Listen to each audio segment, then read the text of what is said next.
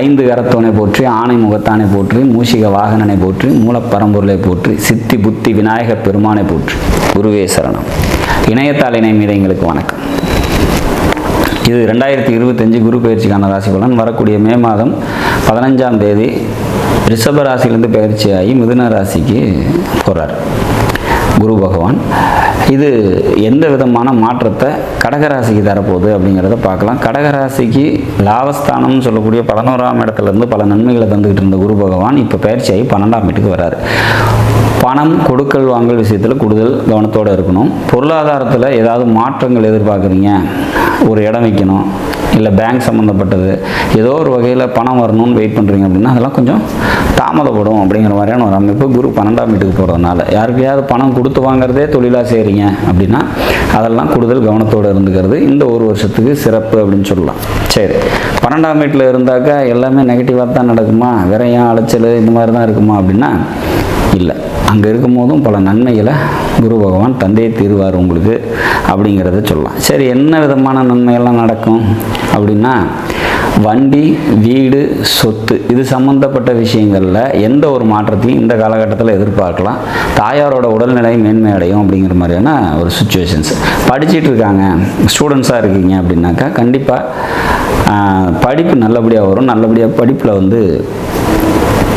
மேன்மை அடைவீங்க அப்படிங்கிற மாதிரியான ஒரு சுச்சுவேஷன்ஸ்.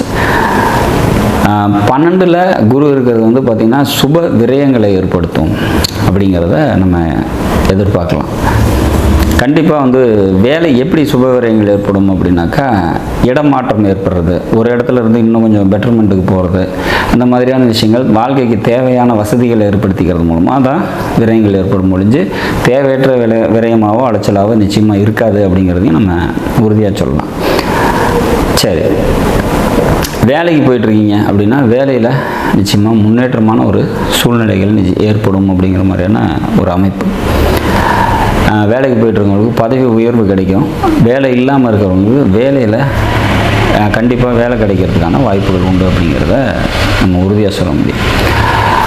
உடல் ரீதியான பாதிப்பு இருக்குது, உடல்நிலை சரியில்லை அப்படின்னா கண்டிப்பாக அதெல்லாம் மேன்மை கிடைக்கும் அப்படிங்கிற மாதிரியான ஒரு அமைப்பு. ஏன் இதெல்லாம் சொல்கிறோம் அப்படின்னா உங்களோட ஆயுள் ஸ்தானம்னு சொல்லக்கூடிய கடகராசிக்கு 8ஆம் வீடான கும்பராசியை குரு தன்னோட 9ஆம் பார்வையாக பார்க்கறதுனால கண்டிப்பாக உடல்நிலை மாற்றமும் உடல்நிலை தேற்றமும் ஏற்படும் அப்படிங்கிறதையும் நம்ம உறுதியாக சொல்ல முடியும் அப்படிங்கிறது தான் இதில் விஷயம். மொத்தத்தில் இது 12ஆம் வீட்டுக்கு குரு போய் மறைஞ்சு போச்சு, அவ்வளோதான், இனிமேல் நமக்கு நல்லது நடக்கிறதுக்கு வாய்ப்பே இல்லை அப்படிங்கிற மாதிரியான விஷயங்கள்லாம் கண்டிப்பாக கிடையாது அப்படிங்கிற மாதிரியான ஒரு விஷயம். பல நன்மைகளை மறைந்த குருவும் தரத்துக்கான வாய்ப்புகள் உண்டு. தன்னோட பார்வையின் மூலமாக எப்போவுமே குரு இருக்கிற இடத்த விட பார்க்குற இடத்துக்கு சிறப்புகள் உண்டு. அந்த பார்வையோட சிறப்பை தான் நம்ம பார்த்திங்கன்னா 4ஆம் வீட்டை உங்களோட 4ஆம் வீட்டை குரு பார்க்குறாரு அப்படிங்கிறதுனால அது மேன்மை அடையும் அப்படிங்கிறத சொல்கிறோம். அதே மாதிரி 6ஆம் வீட்டை குரு பார்க்குறாரு, அதாவது தான் நின்ற உங்களோட ராசிக்கு 6ஆம் வீட்டை குரு பார்க்குறாரு, தனுசு ராசி குரு பார்க்குறாரு. அப்போ வேலைக்கு போயிட்டுருக்கவங்களுக்கு மேன்மை அடைவாங்க அப்படிங்கிறத நம்ம அதை வச்சு தான் சொல்கிறோம்.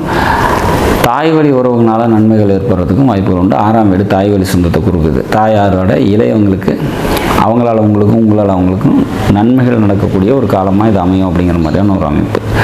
உங்களோட 8ஆம் பாவத்தை குரு பார்க்கறதுனால ஆயுள் பலம் நல்லாயிருக்கும், உடல்நிலை தேற்றம் அடையும், மருத்துவ செலவுகள் இருந்துச்சுன்னா அதெல்லாம் சீராகும் அப்படிங்கிற மாதிரியான ஒரு அமைப்பு. மொத்தத்தில் மறைந்த குருவாக இருந்தாலும் தன் பார்வை மூலம் பல நன்மைகளை உங்களுக்கு தரும் அப்படிங்கிறதுல மாற்றுக்கருத்தில். கடகராசியில் பிறந்தவங்களுக்கு இந்த 2025 குரு பயிற்சி முன்பு இருந்த மாதிரியான நற்பலன்களை தராவிடும் தனது பார்வையின் தீட்சத்தினால் ஓரளவுக்கு நன்மைகளை தரக்கூடிய விதத்தில் அமையும் அப்படிங்கிற மாதிரியான ஒரு சூழ்நிலை தான் இருக்குது.